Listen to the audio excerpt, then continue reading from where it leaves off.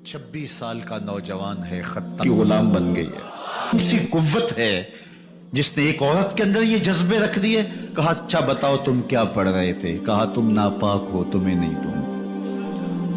कहा कैसे दोगी? कहा पहले गुस्ल करो। उमर गुस्ल कर रहा है। सौदा लेने के लिए बाजार गए, हाथ उसके बिके जिसके खरीदार गए। उमर गुस्ल कर रहे हैं। गुस्ल करके बाहर आए तो बहन कुरान ले आई। वो खजूर की छालें, वो चमड़े के ऊपर लिखा हुआ कुरान सामने रख दिया। उमर पढ़ रहे हैं ताहा मा अंज़लना अलैकल कुरान लितश्का। ए 14वीं के चांद महबूब, कुरान इसलिए नाज़िल तो नहीं किया था कि तुम मुशक्कत में ही पड़ जाए। महबूब रहमत के दरवाजे खुल रहे हैं, करम नवाजियां होने वाली हैं। उमर पढ़ते गए, आंखों के बंधन टूट गए, आंसू आने लगे, टप टप आंसू गिरने लगे। उमर रो रहे हैं, बदन कांप रहा है। आए किस इरादे से थे, अब हालत क्या हुई जा रही है।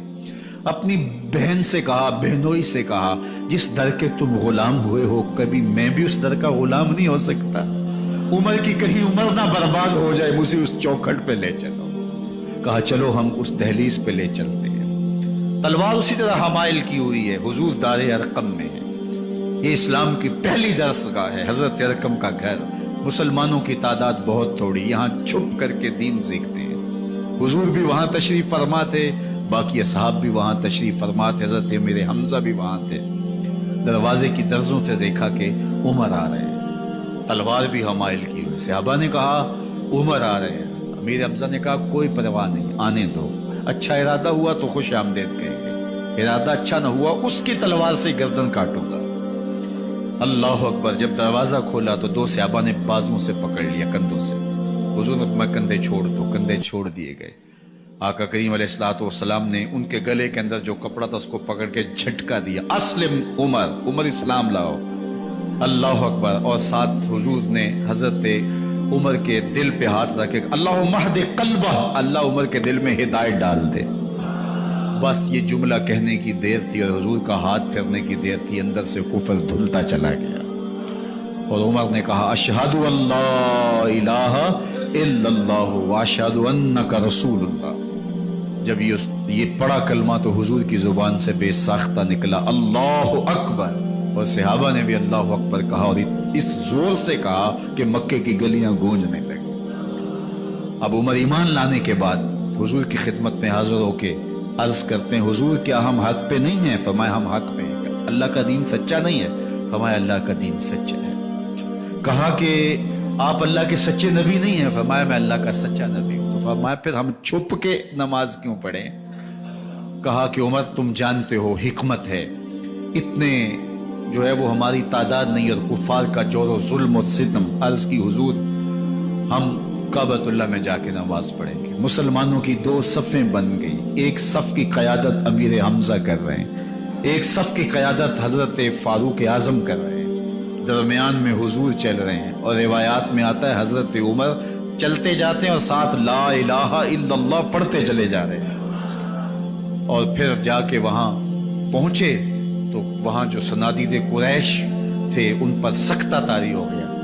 हजरत उमर रज़ी अल्लाह ताला अन्हु जब ईमान लाए तो आपने एक एक काफिर के घर के दरवाजे पे खड़े होके कहा, जब कोई भी शख्स मुसलमान होता तो कुफार उसको मारते, जोदोकोब करते, जुल्म करते, सितम करते, घसीटते बाजारों में। लेकिन हजरत उमर ईमान लाए तो एक एक शख्स के दरवाजे पर खड़े होकर के कहा कि तुम कमजोरों को मारते थे, मैं तुम्हें बताने आया हूं मैं मोहम्मद अरबी का नौकर बन गया।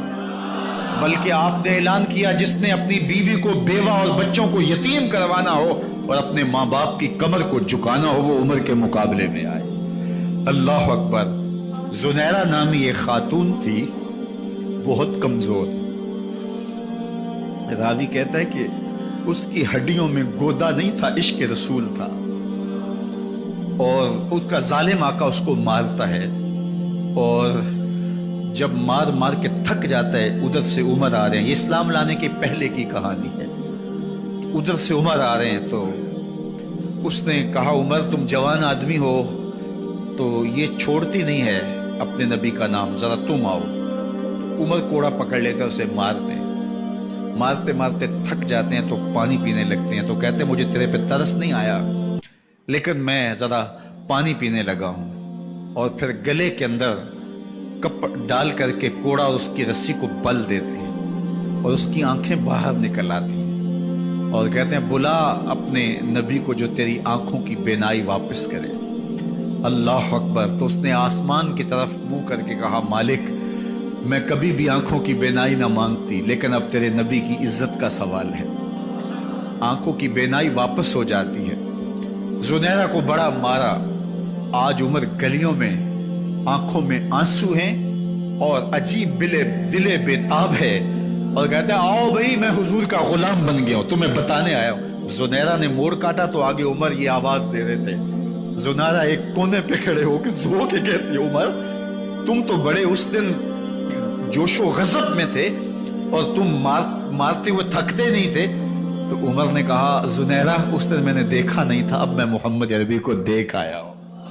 جنہ ویکھیا نہیں ہو کرن گلاں، جنہ ویکھیا نہیں ہو کرن گلاں، جنہ ویکھیا ہو تے بول دے نہیں، جڑے محرم راز حقیقت دے اور راز حقیقت کھول دے نہیں۔ تو حضرت عمر رضی اللہ تعالیٰ عنہ ایمان لائے۔ حضرت عبداللہ ابن مسعود رضی اللہ تعالیٰ عنہ فرماتے ہیں کہ حضرت عمر کا ایمان لانا مسلمانوں کے لیے عزت کا سبب تھا، ان کا ہجرت کرنا مسلمانوں کی نصرت تھی، اور ان کی خلافت مسلمانوں کے لیے رحمت تھی۔ حضرت عمر رضی اللہ تعالی عنہ وہ ہیں کہ میرے حضور نے فرمایا لوگوں جب نیک لوگوں کا ذکر کرو تو میرے عمر کا تذکرہ ضرور کیا کرو۔ میرا عمر وہ ہے کہ جب وہ ایک جگہ ایک سمت سے آ رہا ہو، ایک گلی اور بازار سے آ رہا ہو، تو شیطان بھی آ رہا ہو عمر کو دیکھ کے راستہ تبدیل کر لیتا ہے۔ حضرت عمر رضی اللہ تعالی عنہ کی طبیعت کے اندر جو جاہ و جلال تھا، طبیعت کے اندر جو سختی تھی، وہ اسلام کے اندر آ کر بھی قائم رہی، اور آپ نے وہی سختی، وہی جاہ و جلال جو پہلے مسلمانوں کے خلاف تھا، اب کفار کے خلاف، منافقین کے خلاف حضرت عمر کی طبیعت کے اندر وہ جوش و خروش بدستور موجود رہا۔ لیکن جس دن آپ خلیفہ بنے تو اس دن آپ نے ممبر پہ چڑھ کے جو خطبہ دیا اس میں کہا لوگوں میں سخت اس لیے تھا کہ رسول اللہ نرم تھے، پھر میں سخت اس لیے تھا کہ حضرت ابو بکر صدیق نرم تھے، اب میں تخت خلافت پہ بیٹھا ہوں، اب میری سختی جو ہے وہ نرمی میں تبدیل ہو گئی، صرف فاسقوں، فاجروں اور باغیوں کے لیے میں سخت ہوں، باقی تمہارے لیے نرم ہوں۔ سب سے کم جو تنخواہ بیت المال سے اگر کسی وجود نے لی ہے تو وہ حضرت عمر رضی اللہ تعالیٰ عنہ نے لی، صرف 2 جوڑے لیتے تھے سال میں، اور راوی کہتا ہے کہ میں نے دیکھا ہے کہ اس میں بھی 17 پیوند لگے ہوتے تھے۔ حضرت عمر رضی اللہ تعالیٰ عنہ کا طرز زندگی، آپ کا انداز معاشرت اور آپ کا انداز خلافت، ہر لمحہ آپ کی زندگی کا اٹھا کے دیکھیے کتنی مرتبہ قرآن حضرت عمر کی رائے کے مطابق نازل ہوا ہے۔ اللہ تعالیٰ جل شانہ نے ان کو صاحب الہام بنایا تھا۔ ہر امت میں کوئی صاحب الہام ہوتا ہے، حضور کی امت کا صاحب الہام حضرت عمر رضی اللہ تعالیٰ، اور آقا کریم نے انہیں اپنا وزیر قرار دیا۔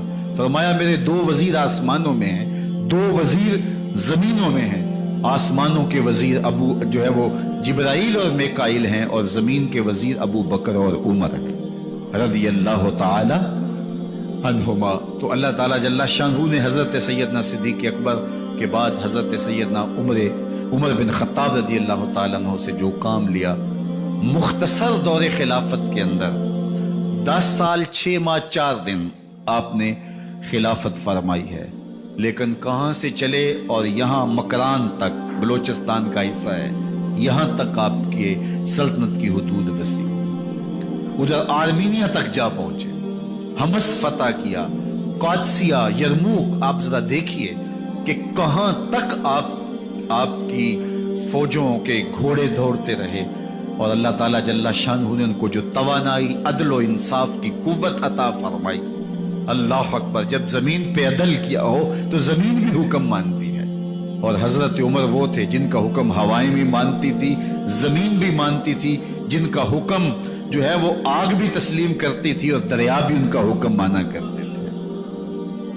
مصر کے اندر رسم بد جاری تھی، یہ رسم بد جاری تھی کہ سال کے بعد ایک دوشیزہ کو زیورات پہنا کے اچھے لباس میں ملبوس کر کے دریا کی بھیڑ چڑھایا جاتا، اس کی قربانی دی جاتی، اس کا خون بہتا تو دریا چلتا۔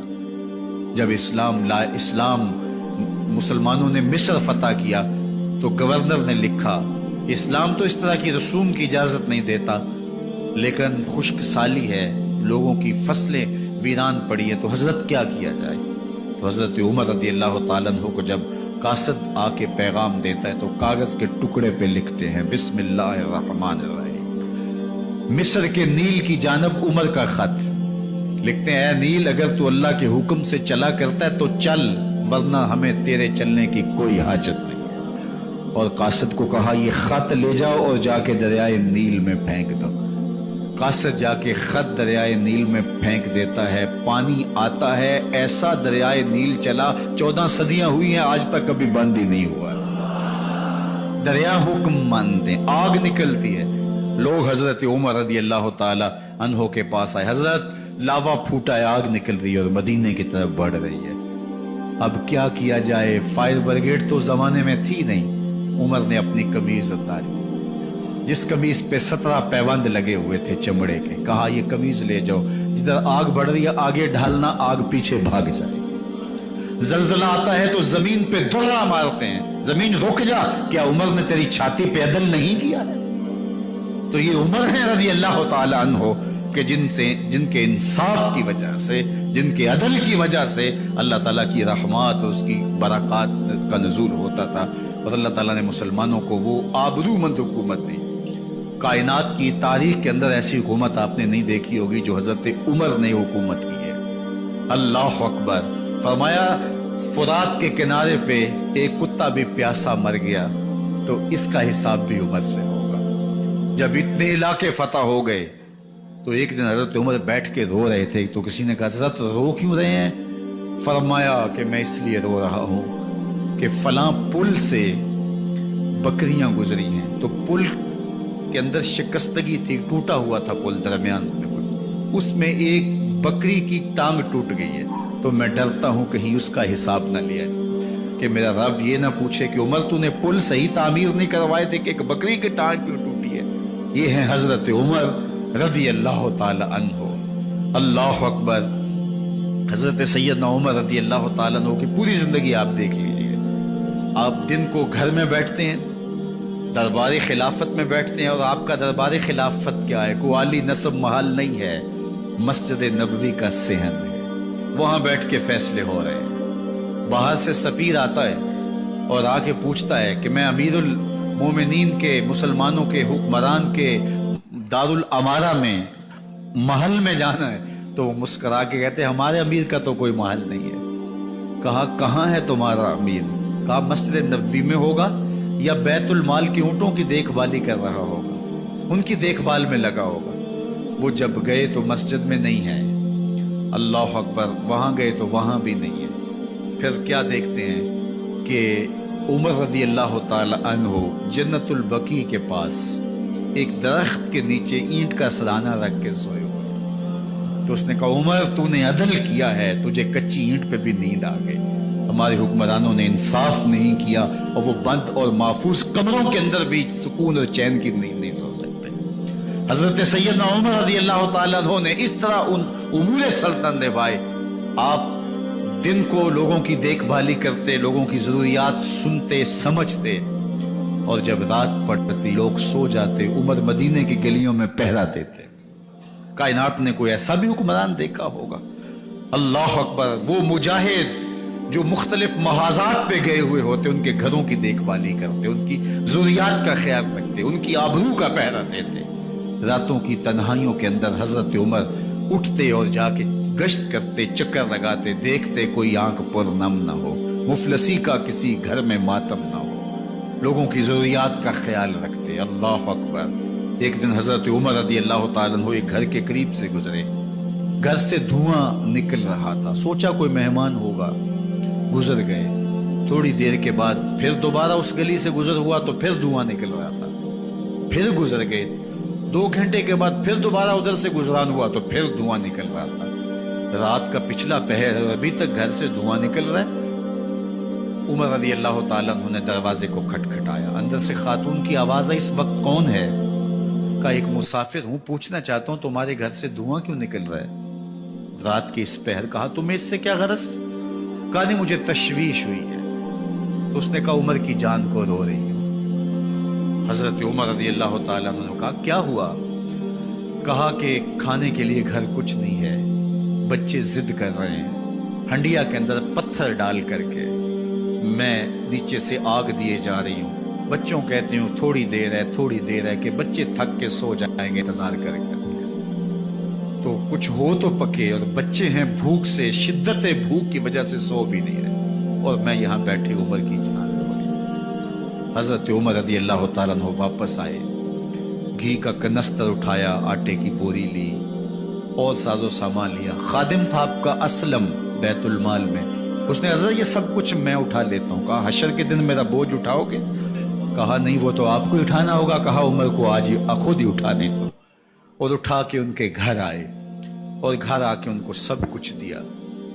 اور پھر اس کے بعد جب کھانا تیار ہوا, بلکہ روایت میں آتا ہے کہ جب آگ جلا رہی تھی تو عمر جھک کے چولہے میں پھونکے مار رہے تھے. اللہ اکبر. اس خاتون کو نہیں پتا کہ یہ کون ہے, یہ کوئی اجنبی مسافر ہے, میری مدد کر رہا ہے. پھر بچے جو ہے وہ جب کھانا کھا کے خوش ہوئے تو حضرت عمر رضی اللہ تعالیٰ عنہ نے دل میں سوچا اور کہا عمر جس طرح تو نے بچوں کو رلایا ہے آج ان بچوں کو ہنساؤ بھی.